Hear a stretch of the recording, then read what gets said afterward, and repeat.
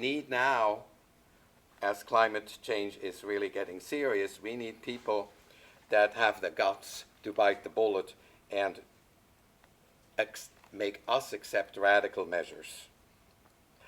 8 years ago, for instance, at the UCI commencement exercises, the first all-university exercises at Angel Stadium, where President Obama was the keynote speaker, he congratulated the school for its Earth System Science Department, the first of its kind in the country. But he also said that UCI was ahead of the curve. And I'm afraid they still are ahead of the curve. And science keeps telling us that we need to act, and we need to act now. Yet, just last week, the city council in San Clemente decided, no, it's not urgent. We don't need to make a decision. They put it back for further consideration. Tonight, though, we do have a chance to listen to a scientist, and I'm delighted to introduce you to one of UCI's researchers to speak to us. She is a professor and at the UCI's Department of Ecology and Evolutionary Biology. And what's more, she is also, has she been observing what's going on or not going on in Orange County very actively. She has spearheaded the OC Clean Power organization that precedes the OCPA, about which you will hear. So I ask you, put your hands together and give a warm welcome to Dr. Kathleen Tressider. Thank you.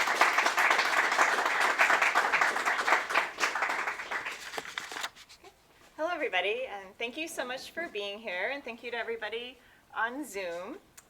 It's really good to have you here. I'm so honored to be invited.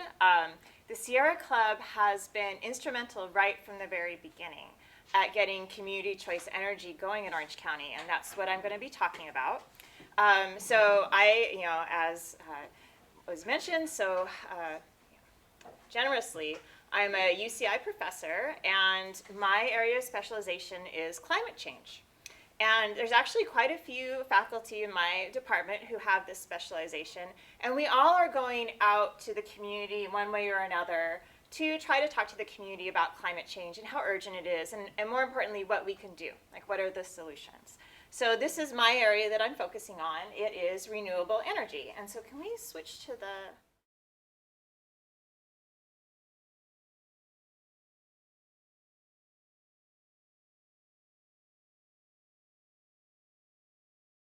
It's one of the fastest pathways to 100% renewable energy for Orange County.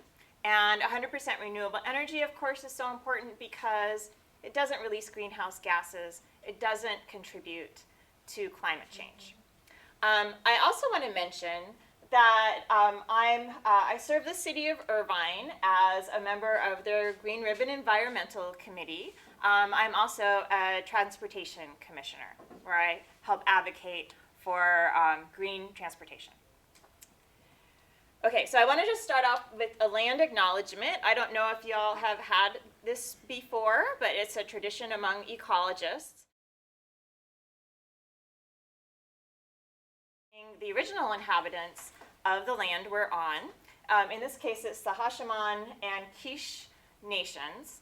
And they were the first ecologists here, and we've learned a lot from them already. And they want us to emphasize that they are still around and still very actively advocating for the environment.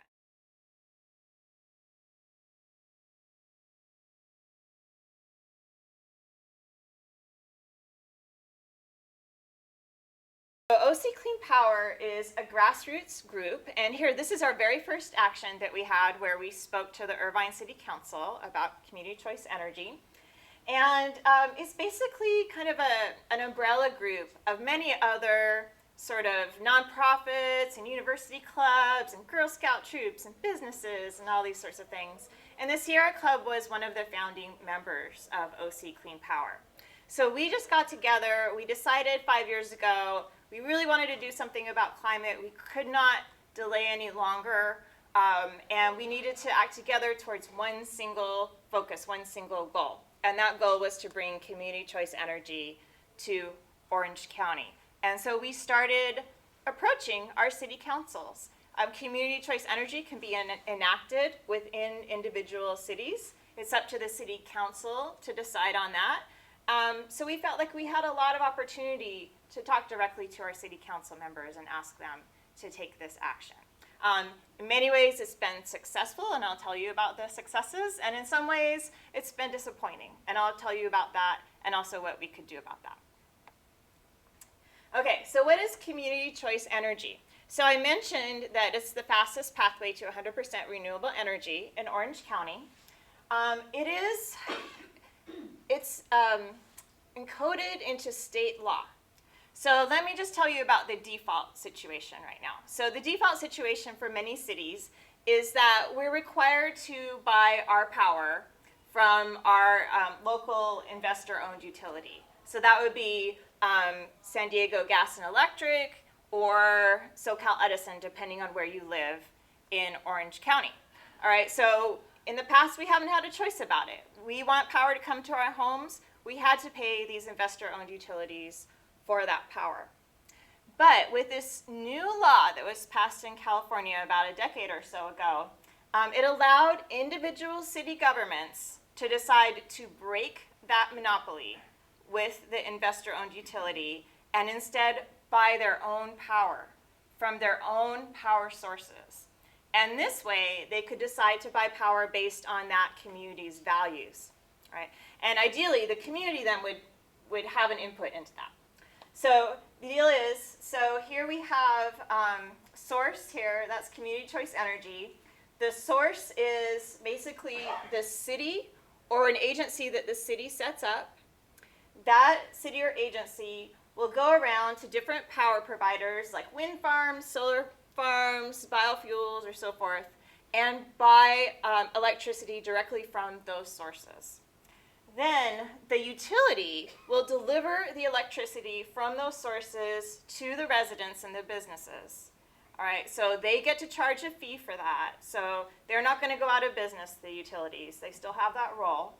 And then that energy goes to the customer, which would be you if your city has agreed to do this. So this means that you get to, like, you would know.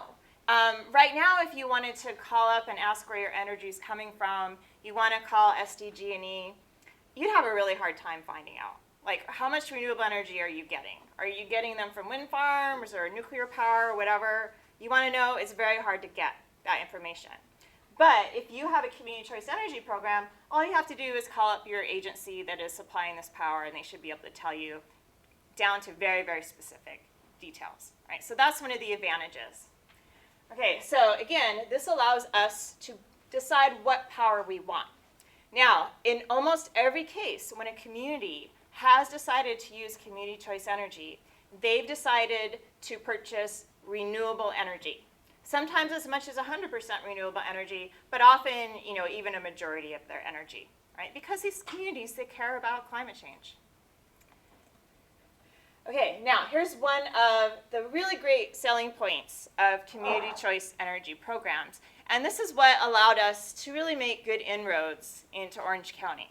That is that right now, renewable energy is actually cheaper than fossil fuel energy. All right, now most people don't know this.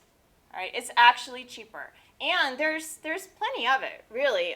Many days, if you look at all the energy use in the state of California, like 70% of our energy is from renewable sources, just by happenstance on those days. So there's plenty of it available. It's relatively cheap. And so the idea is that if we don't have to buy our electricity from these monopolies, first of all, we can buy cheaper power than what they're buying. And second of all, we have more control. Okay, so that fact helped persuade a number of our more conservative city council members in different cities to be interested in this. They're often looking for cost savings.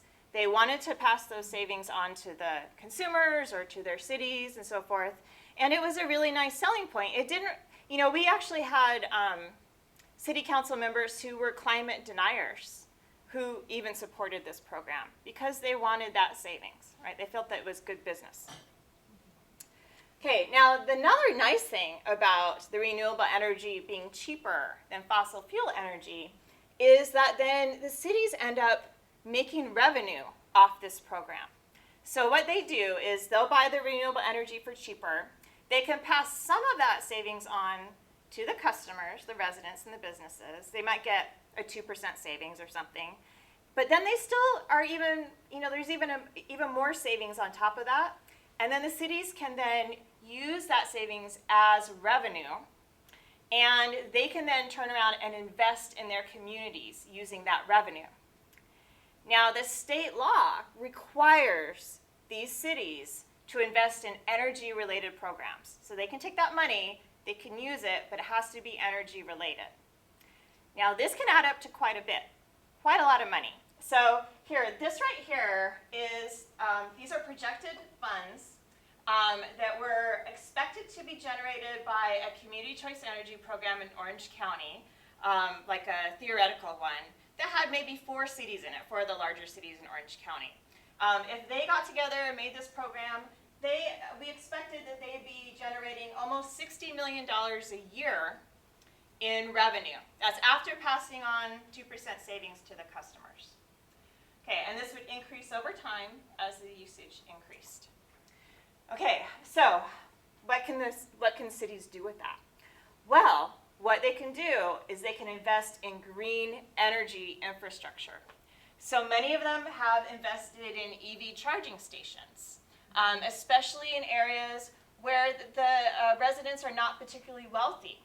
In general, if you look to see who buys electric vehicles, it generally tends to be the more affluent people now. They need to have homes that can support the charging. They need to be able to afford the electricity. They need to be able to afford the installation and all that. People who are renting, living in apartments and condos or other things like that, they don't have access to that. So cities will buy EV chargers and maybe even pay for the energy from those EV chargers, right? And so that's very helpful. Some cities will offer subsidies to buy electric vehicles. For Sonoma Clean Power, if you're a resident of Sonoma and a customer of Sonoma Clean Power, you can walk into a car dealership in Sonoma and buy an electric vehicle for $9,000 after subsidies, right?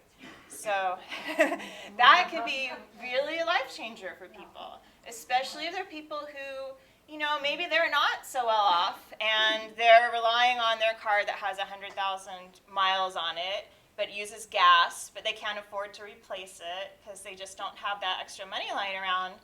But if they can, afford this $9,000, they can buy an EV, right? And then we take that car off that road. So that can be very useful. We can also set up green bus lines. Lancaster, California set up a purely electric bus line. It was really nice. So, the sky's the limit. Anything that we can think of that can help bring renewable energy and remove greenhouse gases from a city, we could invest in. Okay, and that's a lot. It's a lot of money too. It's like a game changer. That's every year. Okay, so we all work together. We work so hard. So many people in this room I'm seeing have worked together over the past 5 years, talking to your city council members, sending emails, writing notes, speaking at city council meetings, so much work, so much work. We ended up having some really great successes a couple of years ago. We convinced 4 cities, Irvine, Fullerton, Huntington Beach, and Buena Park, to start up the OC Power Authority. So this was our new community choice energy program, the first of its kind in Orange County. And actually there was a 5th city involved too. That's Lake Forest, but they got out pretty quickly. So they were only there for maybe a month or so. Okay, so these cities got together. They decided to form this agency. The agency has been starting up, so it's still in the early phases. In April of this year, they started delivering energy to businesses in these cities. And then in October, which is coming up lightning fast, they're going to be delivering it to all the households in these cities. All right, so what kind of energy are they offering? Well, they have 3 different mixes that they're offering. So they have one mix that's 100% renewable energy. That's the one that I like. that's the minimum of what we need to help start to solve the climate crisis. There's also 69% renewable energy, not as good, but still better than the utilities, still better than what we're using now. And there's also 38% renewable energy. That's about what the utilities are providing now. All right, so as long as we're going the 2 upper mixes, we're helping fight climate change. All right, so we're very excited about this. Now, a few months ago, these cities voted on what their default mix would be. So the default mix is, this is the power mix that the customers are going to be switched over automatically on the date that the operations start. So the customers will get some notices that they're going to be switched over, and then if the customers don't do anything, they'll be switched over to these mixes by default. So in Irvine picked 100% renewable energy for all the businesses and all the residents, unless people opt out. So did Huntington Beach and Buena Park. Fullerton opted for the middle tier, the 69%, and that's because they said they weren't sure if their residents could afford the higher renewable energy mixes. So we're very excited about this. So overall, if you add up, all of the greenhouse gases that these cities will be saving over time, it could genuinely be detectable in the global greenhouse gas production. That's because Orange County has a very, very high energy usage. We have as much gross domestic product as many countries, more than Costa Rica, and so forth. So by switching this county over, and these are some of the larger cities, it's actually making really a dent. So this is wonderful. And we would like to have more and more cities come out and join a community choice energy program so that we can do this. It is possible. Now, there are just a couple of hitches that have come up, so I'll be telling you about that. But please keep in mind that I think this is wonderful, and it is what we need to have happen, right, in Orange County. So one is that, I told you that the renewable energy is cheaper than fossil fuel energy. Well, unfortunately, OCPA is right now charging higher rates for these 2 mixes, for the higher renewable energy mixes, than what you would get normally from our utilities. And that's due to a number of reasons. One, the energy market has not been great lately. I'm sure many of you have noticed. They could have stopped. They could have postponed starting until next year when the prices would have gone down, but they decided to go forward. They also bought the energy kind of late in the game when the prices weren't competitive, and all that. You'll understand this in a little bit, like why this happened. But so right now, the 100% renewable energy is actually like 5 to 14% more expensive than what people are paying normally now from the utilities. And the 59% renewable energy is maybe more like 3 to 8% or something like that. And the 38% renewable energy, that's about the same as what they're paying already. Okay, so I'm not happy that the prices are more expensive, and I'm hoping that this is not going to affect whether people opt out or not after they get their bills. But we'll just have to see. That's how we'll find out. Okay, so now, why is this sort of thing happening, and what's going on? I don't know. Have any of you heard about OC Power Authority before coming here? Okay, some of you. Yeah, some of you. Okay, so OC Power Authority has been in the news a bit. It's been covered in the LA Times, OC Register, Voice of OC, and various other outlets. Often in the context of some concern. Okay, so one of the things that happened, and I'm not happy about this. I'm not happy about this. One of the first things that the board did is they hired this guy, Brian Probalski, to be the CEO of OC Power Authority. Now, the CEO, normally it's an incredibly demanding job. You have to have a lot of expertise in this area. You're making $1 million decisions every day, sometimes even more than that, and you've got to decide, which communities are getting which power, and if there's a brownout, who do you shut down the power to, and stuff like that. You need a lot of expertise. Now, unfortunately, Brian Probalski had no expertise in energy when they hired him. And this is one of the main criticisms of him. And in fact, this article just came out last month from the LA Times. Grand jury slams OC power authorities and experienced leadership and lack of transparency. Okay, so where did Brian Probalski come from? Well, he is a well-known political operative. He's a Republican. He's worked quite a bit with the OC Board of Supervisors as chief of staff for various supervisors and so forth.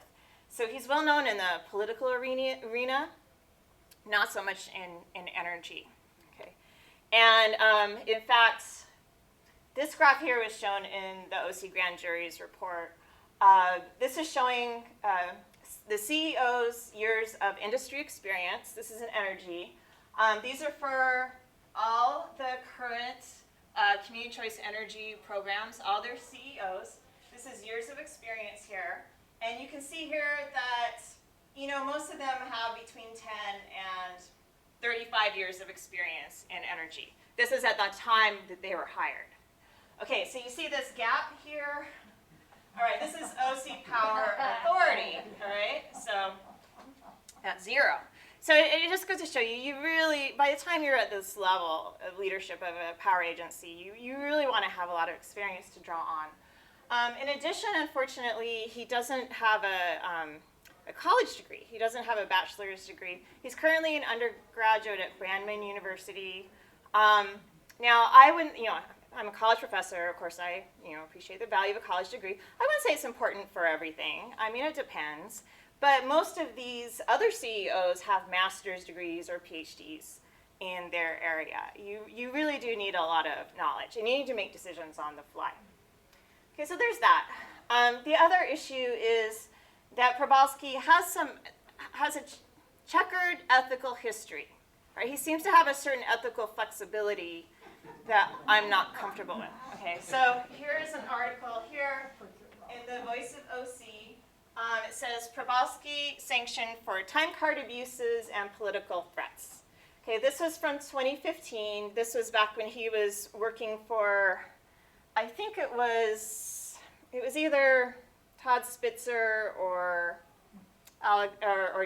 Doe on the Board of Supervisors. And what happened is first he was going out and doing things when he's supposed to be, he was clocked on his time card. He was supposed to be working for them, but instead he was going out and doing some other things. And he got caught on video. And so then the Human Resources started investigating him. Well, he did not like that, evidently. And so he started threatening the investigators with various political threats, ruining their career, so forth and so forth. And then that got folded into the investigation as well. And then the HR, produced this report documenting these abuses and the threats, and that was published. And he did ended up having to move to another job, but it was also within the Board of Supervisors. So this, again, is not something that I personally like to see, and I'll tell you why. It's because, like I mentioned, this CEO is in charge of directing energy towards communities. And there are times, and you may have experienced this, when we just don't have enough power available to serve everybody. So maybe we'll have a heat wave and everybody's got their AC on, or other circumstances like that. I get worried that if he has to make a decision on the fly like that he might direct that energy toward maybe more the affluent areas than the people who are more vulnerable. And I just don't want that to happen. I very much worry about that. When the power goes out, people do die. People who require medical equipment and other things, or AC, I'm very, very concerned about that. So if that were just the only thing, I would be very worried. But there's these other things as well. Okay. And then shortly after the OCPA really started spinning up, we had an unfortunate event happen, and that was Antonia Castro Graham resigned really abruptly from the OC Power Authority. Now, Antonia Castro-Graham is a very well-known leader in the energy field in California, and especially in the environmental aspects of energy production. And she had been hired as the COO, the Chief Operations Officer of OC Power Authority, right under Brian. But she said in her resignation letter she felt like she was being very mistreated. She just said she couldn't work in an area where she was disrespected so much. I personally saw during one of the board meetings, I saw Probalski yell at her. It was disquieting. It was on camera. It makes me wonder what's happening off camera. So she abruptly resigned, and so for a long time there was almost nobody with energy experience on the agency, and so I'm concerned about that too, and I think this is really a loss because we need that. They are working to hire somebody to replace her, but they're having a very difficult time right now. Okay, all right. So this has been happening in the background. Well, the OC grand jury, they started taking note of these newspaper articles about it, and they decided that they wanted to investigate OC Power Authority. I wasn't involved in this at all, actually. I was surprised. I heard about this after the investigation was going on for some time. But they did a year-long investigation of them. They wrote a report that is online. It was just released at the end of June. And in it, they documented that when they were going in and talking to Brian and other people and the other staff and board members, they were asking for documents and things, and there was a lot of reticence to provide information to them or to talk to them. And they ended up saying, well, from what we could glean, these are like 6 findings that we have that we are very concerned about for the agency. And they required the agency to write a response within 90 days, so that should be coming out soon, explaining what they're going to do about these issues. So I don't want to go into a lot of detail with them, but you'll get the gist. So one is that OCPA has not properly implemented bylaws and other procedures to promote and ensure transparency. OCPA unreasonably delayed the formation of a community advisory committee. These are just normal residents and things who can advise OCPA on what the community values. They delay that formation and so forth. Their hiring practices and procedures for both employees and contractors have failed to follow best practices, potentially damaging the credibility of the agency, raising questions of cronyism. OCPA has failed to hire a director of power purchases or other experienced senior staff. OCPA lacks experienced in-house staff to develop and implement a long-term strategic plan. And OCPA board meeting agendas and staff reports are distributed at the last minute, and board meeting minutes are not always accurate, complete, or posted in a timely manner. And so I can say, like, used to be every board meeting I would call in and just try to talk about like various contracts or something they were considering. And then I'd go back and read the minutes, how my comment was reported. It was often completely misrepresented. Like if I had said something that I was concerned about, they would say that I was very positive about something or stuff like that. And so I'm glad the grand jury actually listened to the whole meetings and then read the minutes and also noticed that. Okay, so in general, I'm very concerned about this agency. And so here's how I feel about it. It's very, very important. We need this. Like, we need OC Power Authority. We need these renewable energy mixes. And we need the revenue that can go into greening our cities. It's urgent. It's so important. I want OCPA to be successful, very much so.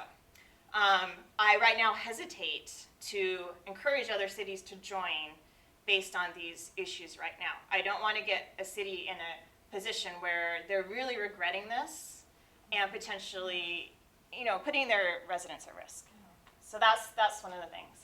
The second thing is, I'm very concerned about these issues here, and this is just from what the grand jury was able to uncover. The lack of transparency was remarkable, and it makes me wondering what is it that we're not being, shared. What is it that they're not sharing with us? Okay, so I very much want OCPA to get themselves cleaned up.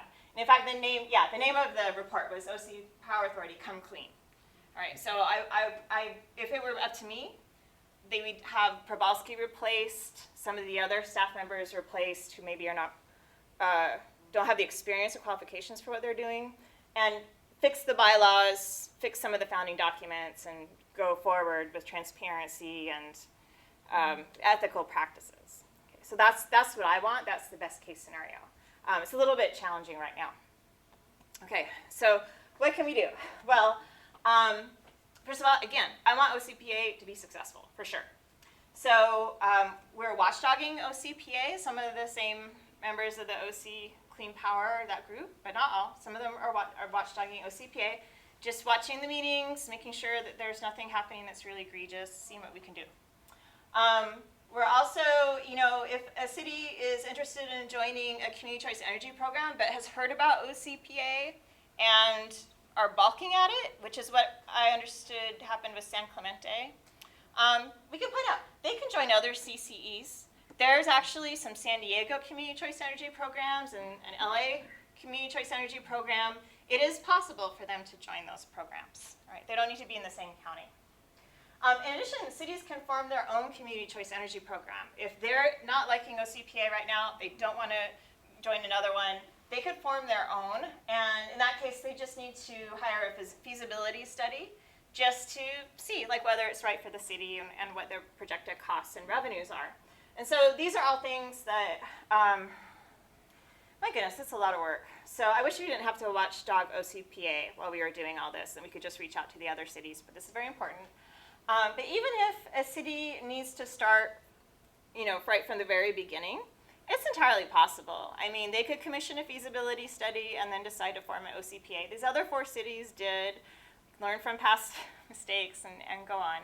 And so what I'm hoping is that if we really, really push hard right now where OCPA is still getting started up and making sure that we're demanding transparency and ethical conduct, that we can get this situation righted and maybe expand.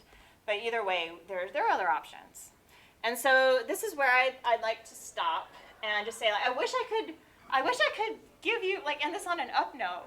I'm disappointed myself. And so, but I think we made a lot of progress, and I think that there's still a possibility that we can do what needs to be done. And especially if we have people here who are very engaged and knowledgeable to talk to residents and other city council members about the issue. If you're interested, you're definitely, you can download the grand jury report and read through it, and it'll give you a nice summary of the program and where it is right now and what they need to work on. And I'm always happy to talk with you, too, about any issues. And I'll just leave it there and answer any questions.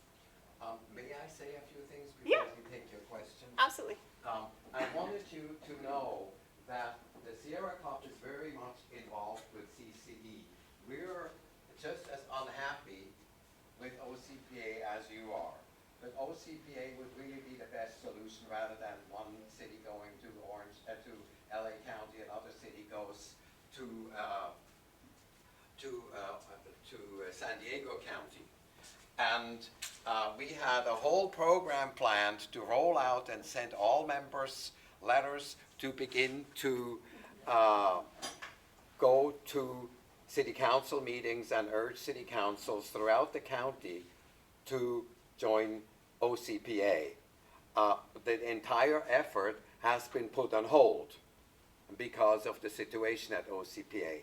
And in my opinion, the best thing that could happen for us is that they clean up their act and tell Brian to go elsewhere and hire some proper staff. But until that happens, we're really on hold. The only thing that we are going to do is we're going to send a letter to all the members we have in Fullerton, in Huntington Beach, in Buena Park, and in Irvine in September, telling them or recommending to them that they opt for 100% energy, because they have a choice. They can opt out to a lower level, or they can opt out of the program altogether if they want to and stay with the investor-owned utility. That's the only thing we do. I wish we could do more, but because of the situation, we're waiting. But also, if you want to know more about CCE, look at our website. We've got lots of information there about CCE and also an update on the situation with OCPA. So, sorry, I just wanted to put in a plug for the Sierra Club. Yeah, that's great. Yeah, I really appreciate Sierra Club's involvement in this, the whole from beginning to end. I think a question in the back and then you after that. This has nothing to do with Sempra, which is natural gas, both in San Diego and Orange County. This is totally just electricity. Yeah, it's just electricity, and in fact, one of the phases that we're working on the phase now where we try to encourage residents and businesses to switch over from natural gas appliances to electric appliances, because natural gas, I don't know whether you all know, but most of it is methane. Methane is like 86 times more a worse greenhouse gas than CO2, and methane pipes leak. So they're leaking into your homes right now. They're leaking into your neighborhoods, parks, and things. And as they leak, they're releasing just greenhouse gases straight to the atmosphere. So we want people to switch over to electricity. I see. We have first a question there, and then you after that. Yeah. Yeah, I have a question. We talked about the 4 cities. Yeah. Okay, there's a lot of other cities in Orange County. Yeah. We don't know what they're doing. And I would like to know how to find out we got elections coming up. Yeah. Who out there is supporting this kind of concept and who is against it and stopping it? Right now, you can't find out anything. It's very hard. And so thank you so much. That is a great question. So the question is how can you find out what the status is of your city or your city council members, whether they support community choice energy, renewable energy or not? And we run across that problem too. And there's actually this group, it's called OC Climate Coalition. And it is like the 2.0 of OC Clean Power.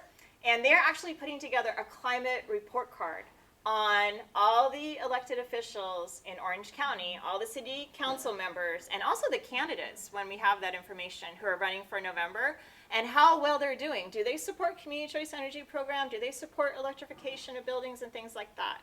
And so that should be coming out before the election. But aside from that, the best way to find out is to contact your city council member. And then we have a question there, and then I'll come to you. I was just going to say that the good news is, it's my understanding that the new building code in California on January 1st, 2023 will eliminate gas appliances in residential and I believe it's commercial as well. And some of the cities in the state, particularly in Northern California, and I know the city of Los Angeles is now looking at eliminating that in new home construction as well. Yeah. So just to repeat for our Zoom visitors. So the state of California now has a law that requires that new commercial buildings not have natural gas hookups in them. And that there are some cities in California as well who are passing REACH codes that are broadening that out to new residential buildings. And I know the city of Irvine is considering that. And so that is very important. And I'm really hoping that if we get the revenue from OCPA, that we could actually pay for retrofitting of current homes and commercial buildings. Yeah, and you had something I just else. want to mention the report card, Mike, will be on our website when it comes out. So you can go and look at what your city is doing. Yeah, thank you. That's right. We were looking for a host for that, and that's right. I just heard that Sarah Club did. So thank you. That's a very big help. Now, who was next? There was, you, and then you were there. Yeah. He answered my question. Oh, okay. Good. All right. So in the blue shirt, yeah. As far as Sacramento goes, I don't believe they were voting to join Orange County Power Authority. So Yeah. It was Yeah. Isn't there a cap on how much renewable energy Edison provides for residents? Yeah, so the first question was San Clemente actually voting on to join OC Power Authority or not? And no, they weren't actually. So pretty early on, they had a meeting saying that they were not interested in OC Power Authority as it is, and they were instead looking into the Clean Energy Alliance, which is down in San Diego. And so they were voting on whether to join that. Now the Clean Energy Alliance is well run. I'm not concerned about that.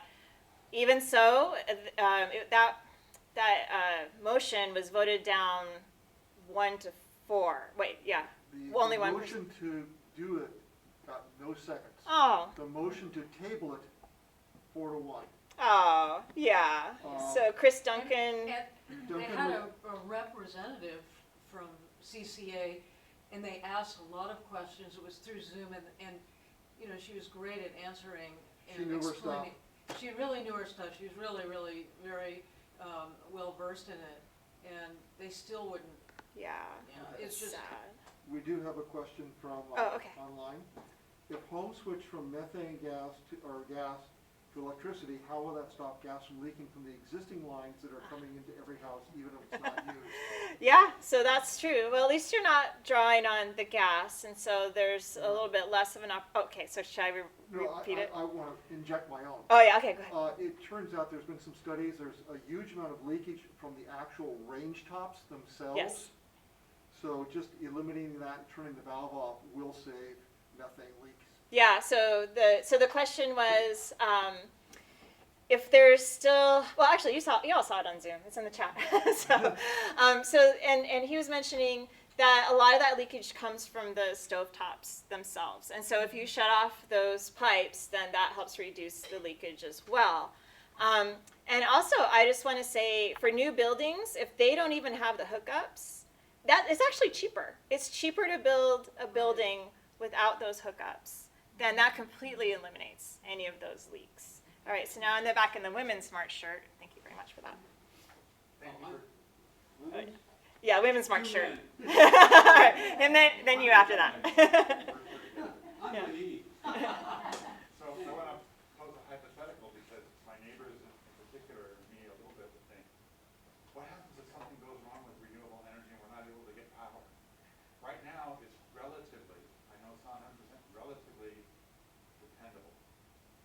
So how do you respond to people who say, yeah, but you know those windmills will get stuck, or a bird will hit it, or who knows, I don't know, Yeah. or something goes wrong because it's a relatively new technology to them? Yeah. Okay, so the question is, some people are wondering, what if there's some problem with renewable energy and we can't get a hold of that source, maybe briefly, maybe a little bit longer? You know, is the power going to go out? Are we going to have like a Texas situation and so forth? And, well, you know, no source of electricity is 100% reliable. But the California state legislature has passed laws about this, that these agencies are supposed to have access to a whole other second source of energy, and it could be renewable or another thing, but they need to actually have access to more energy than they think the customers will require, even at the highest load. And so that way, if we lose a wind farm, or if there's an earthquake, and that ruins a distribution line, or if there's a forest fire, so we have to shut down over here, there still will be plenty of energy from these other areas. Now, we have found in general that renewable energy is not, it's no more vulnerable than fossil fuel energy. And in fact, as you know, these community choice energy programs become more common here in Orange County, we can actually pay companies to set up wind farms or solar farms right near us.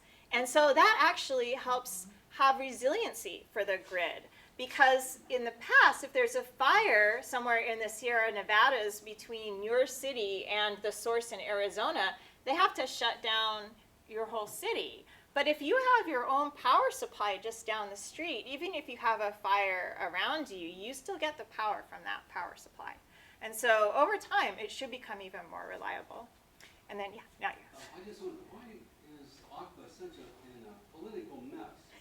You know, is there somebody in Orange County, elected officials, should oversee them? Yeah. How did it get to be so bad? All right. Why did they hire all these stooges who don't do the right thing? Yeah, okay, so for the Zoom audience, the question is, why is OCPA such a political mess? And why did they hire all the stooges, and who can fix it, right? Like who can oversee it and fix it? Well, so the grand jury report, they said they're not sure what happened, that it's very unusual for someone like Probalski to be hired as CEO. So something happened there. They asked, like, well, can you show us the documents for your search? Like, did you do an open search, which is, I guess, state law? who are the other applicants? Where are their resumes? Do you have your emails where you discuss them? And they said, no, there wasn't a search. That the attorney who helped set up OCPA, Ryan Barron, he presented the board with Probalski's resume and said, here's your person. You vote yes or no. And so, and they voted yes. And so that was very unusual. So just to let you know, standard practice, best practices are, when an agency gets started up, they have an interim CEO who they pull in from the industry, a lot of experience, and they'll run a search for a year. So they'll hire a headhunting firm who will go in and talk to try to recruit other CEOs, and they give it a year. And then they'll replace that interim with a new CEO. And they didn't do that. I mean, the fact that they decided very quickly within, like they were formed at the end of December, and their very first meeting at the beginning of January, they hired Probalski. So I don't know what happened there. I will say that there are additional investigations happening by, well, the FBI. So the FBI is investigating them. This is not a secret at this point. All right, so they're trying to figure out, that is one of the things that they're trying to figure out. And so maybe we'll find out. And I hear rumors and stuff like that, but we'll see if they're able to track down what happened. And who can clean it up? I think it's us. I think it would be us, basically. The people who are paying attention, really putting a lot of pressure on the board to replace Probalski, put them on notice. They've had a couple of meetings, the board, where it looks like they were trying to decide whether or not to remove Probalski. That was in closed session, so we weren't allowed to listen in. But so far they haven't replaced him.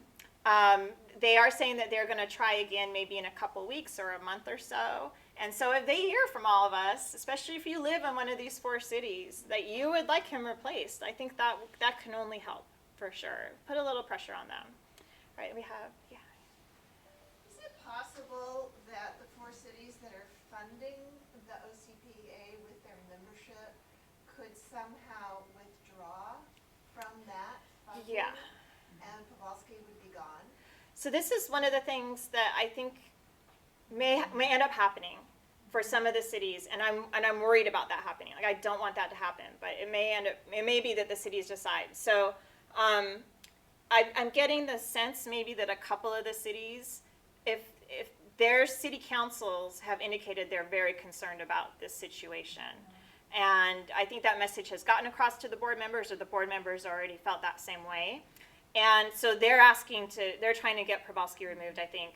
But then if OCPA does not remove Probalski, I'm worried that those cities might then withdraw. They can withdraw. That would be a big problem for the agency, because the agency has already purchased the power with the expectation that they're going to be delivering it to the customers and getting paid for that. And so I don't want that to happen. I hope that the board removes Probalski. And there was I think you and then me.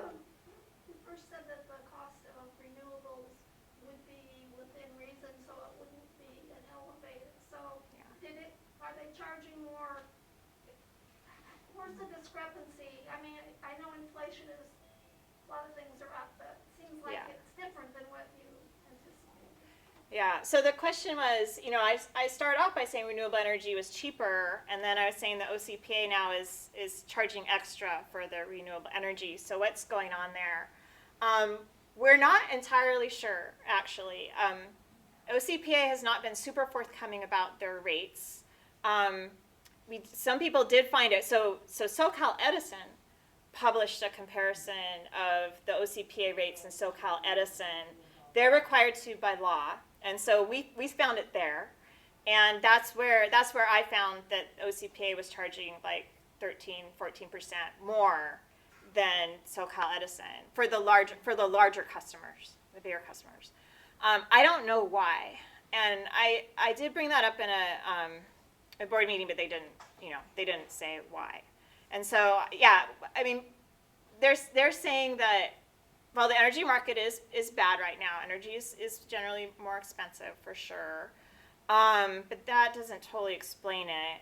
I think you know, Probowski, he often was, I think, from what I can tell, late in buying power, you know, taking the steps that he needed.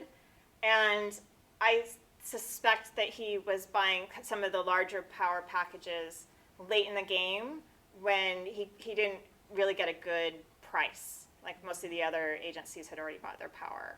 But I mean, genuinely, I don't know. And the grand jury also said they don't know why.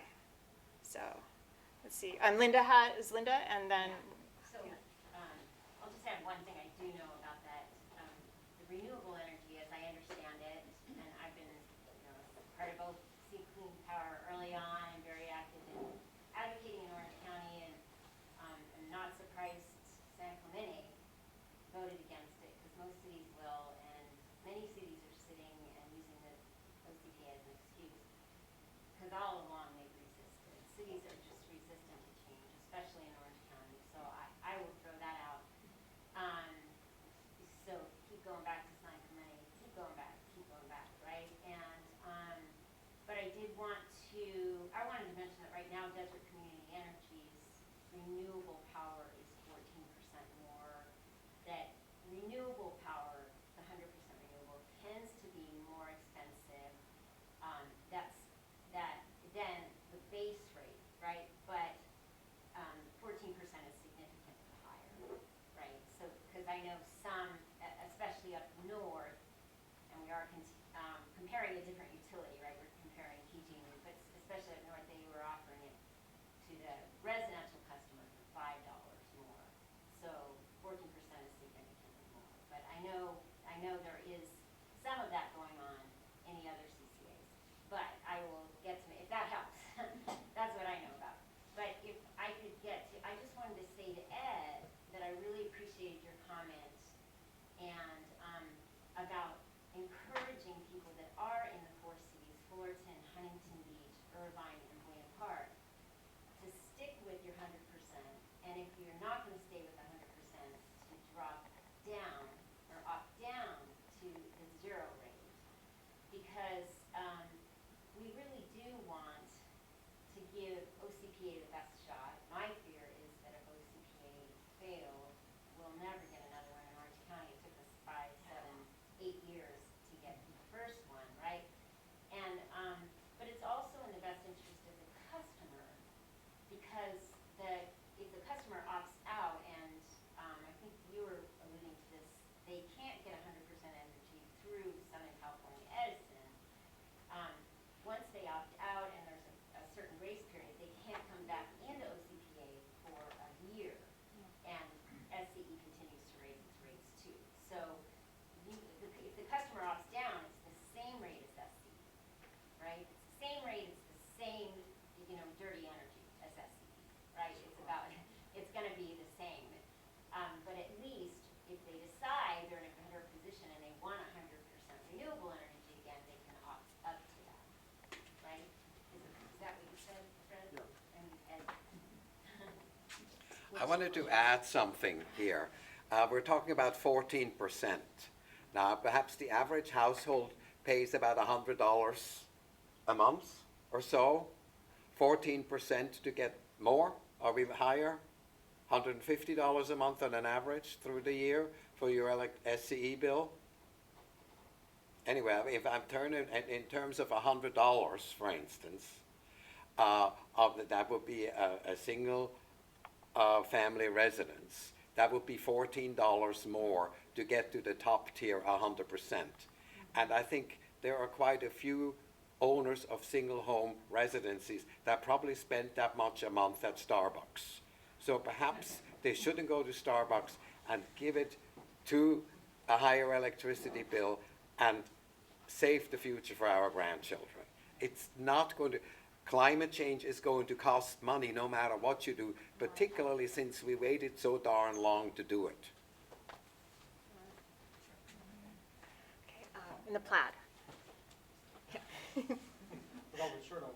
So I have two questions. We live in Irvine, and so it's in September? October. October, the default is we're gonna go for 100%, we don't do anything? Yeah. And then we can opt out if we decide we want to, which we won't. Yeah. Okay, so that was one question. The other is, I'm wondering how this thing works, because we're getting our electricity from a grid. Are we getting the electricity from a different grid, or is the mix within the grid gonna change as we buy the cleaner energy? How does that actually physically work? It's the same grid, and so it's the same grid that SoCal Edison is delivering their energy to their customers. And so the idea is that the renewable energy goes into that grid. And so it's not like you're getting like the exact electrons that came from Right. the wind farm, but it is greening the grid by as much as you're using your energy. And so, yeah, so, exactly. Let's see, in the, How are they gonna handle people like us that have solar? yeah, how are they going to handle people who have solar is the question. So it depends on what OCPA decides to do. It's up to them to a large extent. But generally, other community choice energy programs, they will they can pay fair market for the energy that you add to the grid. So I'll say, like, I have a lot of panels on my home, and I generate a lot more energy than I use. And so right now, I'm paying pennies on the dollar to SoCal Edison for that energy that I'm supplying. But if OCPA decides to pay fair market value, which is what happens in most other CCEs, then I could actually be making like a reasonable amount of money off that excess. So it could be better. And it's called being a prosumer. You're a producer and a consumer. Generally, the prosumers tend to be better off with the community choice energy program. And I really hope OCPA adopts that approach. Yeah. And then in the very back, I know you've been waiting a while. I just wonder, what is Kowalski's total compensation? Oh, Talk oh, about yeah. cronyism and all this. Okay, yeah, well, let's guess. Okay, so let's guess. So what is the answer? The question is, what is Probalski's total compensation? Okay, so for those of you who think it's more than $80,000 a year, raise your hand. Okay, more than 100. 150. 200. 200. More? It's $230,000 a year. He gets 10 weeks off a year. 10 weeks off vacation or leave or whatever. However, the CEO of SCE gets almost $1 million a year. No, over that with bonuses. It's actually Total 16. compensation. It's 16 million. Okay. Yeah, it's yeah. I So mean- yeah, they get 16 million. Yeah, SoCal Edison does. Probalski, in that respect, he's a bargain. Yeah, but he's got a good benefits package for sure. Are there more questions? There was yeah. I had one question similar to hers as it relates to those of us who have solar energy. If we have, as I understand the CE, then in lieu of Edison, we would be using the city designated power source. Yeah. But if we have a contract, a lease or power purchase agreement with Sunrun or Tesla or one of the solar energy companies, how does that shift? I know it's getting into the weeds a little bit, but Yeah. I think it goes to what. We bought ours outright, so. Okay, so the question is, if you have a contract or power purchasing agreement directly with a supplier like Tesla or you said Sun, Sunrun. yeah, how does that affect your situation? And I don't know. Actually, I don't know how they're handling that. Yeah, I think that's a fair question. In theory, you could call their customer line and ask. Yeah. Yeah. Exactly. When you showed that chart with the CEOs of the other organizations, were Yeah. they all in California? Yeah. And how many, what's the length of time they've been in business? So it's often for most of those community choice energy programs, it's less than 10 years. And so those levels of experience were at time of hire. Right. So Then what percentage of the citizens in those towns are members? generally more than 80%. Often for most of those programs, like 97 or so, 97%. Most of the customers in these other community choice energy programs are very, very happy with their programs. Very happy. And that was a big selling point. Yeah.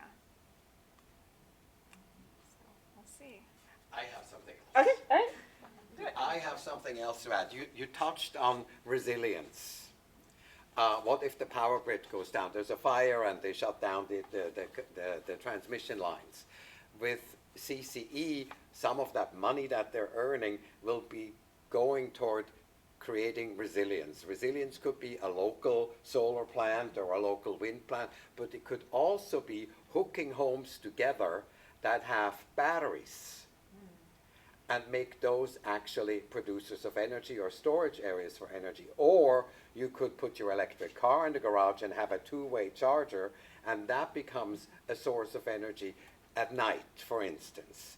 And that is something that the Sierra Club is going to have a program so that when you get a battery, I think we're going to get a discount through this program. It's not ready yet, but it's coming. And so resilience is very, very important. You don't get any resilience from SCE, but from a CCE, there will be resilience program that will be very helpful to protect us from general outages. If PG&E screws up somewhere in the Sierra, we won't suffer from that if we had this resilience. But for that, we need a CCE, and hopefully that could be OCPA. Yeah. And I'll even add to that, one of the things that we were talking with OCPA at the beginning about was establishing microgrids for communities that are particularly vulnerable to power outages. And so a microgrid is like an area like a few blocks or something like that, where even within that block, there's the power source that will power all their needs within that block, within just right there. And the idea is that then that community is insulated from power outages. And so one of the things we could do is set up microgrids in areas where there's a lot of, say, people who require medical equipment or things like that, so that we can be sure that power never, ever goes out to that neighborhood. Right now, SoCal Edison, if you ask them, all right, what are the neighbors, what are the customers and the neighborhoods you need to protect? You need to make sure get that power no matter what. They'll say, we actually don't know.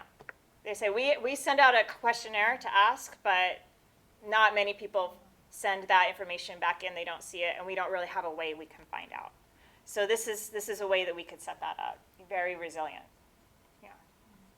Can I mention that I know there's 3 CCs, Clean Power Alliance, State Community Energy, Peninsula Clean Energy, that are using that money, like you said, Ed, to put, find critical buildings, and they're identifying fire stations, or right now they're municipal buildings, so they'd be the city council building, a library, that they can have solar and storage and have a microgrid, so that they have sort of these microgrid safety centers on critical buildings. And I know Clean Power Alliance is 1 building per city, so they're identifying 31 buildings, and they're going to use the money to do that. So that to me is really encouraging and hopeful, just because we're going to need cooling centers, right? And those would be good cooling centers for the future. Yeah. Yeah, the bottom line is, like, in almost every respect, community choice energy is better if done well. It is better than what most of us have currently got right now. And I've dedicated 5 years of my life, and many people have, to making this work. And so we're going to see it through. We're going to see it through. And with your help and knowledge and, looking at that report card, the climate report card, voting for people who are supportive, keeping an eye on OCPA, writing to your council members if you're in these cities, I think it will help a lot. It really will. Yeah. If there's some that are working now, what's the advantage of starting the new ones and not growing the ones that are already functioning properly? Yeah, so the question is, if some are working now, what's the advantage of starting a new one? Well, what we were thinking was that if you start a new one in your city, then you can be sure that your city's values are central to the new community choice energy program. If you join another program that has maybe 10 cities already, or like 20 like LA, then you're just one city among many. If you found a program, then you can be even more responsive to your own residents' needs. So that was the thought. But barring that, there's actually no geographic restriction to joining another community choice energy program for the most part. So you can join us, and I know that we're not supposed to say that, but I still want to say that, and I Go think ahead. that is fine. Yeah. Yeah, I just wanted to add, think that when your own city has a CCE and it has to go and buy energy on the open market, that's where you buy it. You're up against SCE and other big buyers. And here you come and you need just a little bit of energy for your needs. You're going to get screwed price-wise. So you need a big outfit, and OCPA could be such a big outfit if they had the intelligence to do it right. We'll see. And there may be an opening soon in CEO, so if you're welcome to apply. In your resume. You now are all, you've already been educated more, I think, than most of the staff there, so you're good. Okay, so I don't know what time it is or how long we're supposed to go, and I don't want to. Okay, Thank you so much. all right. Well, yeah, thank you so much. Thanks for all your attention and all that. Yeah, thank you. Before you leave, please fill in that little questionnaire and leave it at the table or at your table so that Leslie can find out how. I don't know how you can improve your job. This was perfect. Thank you, Leslie. And Todd. Perfect.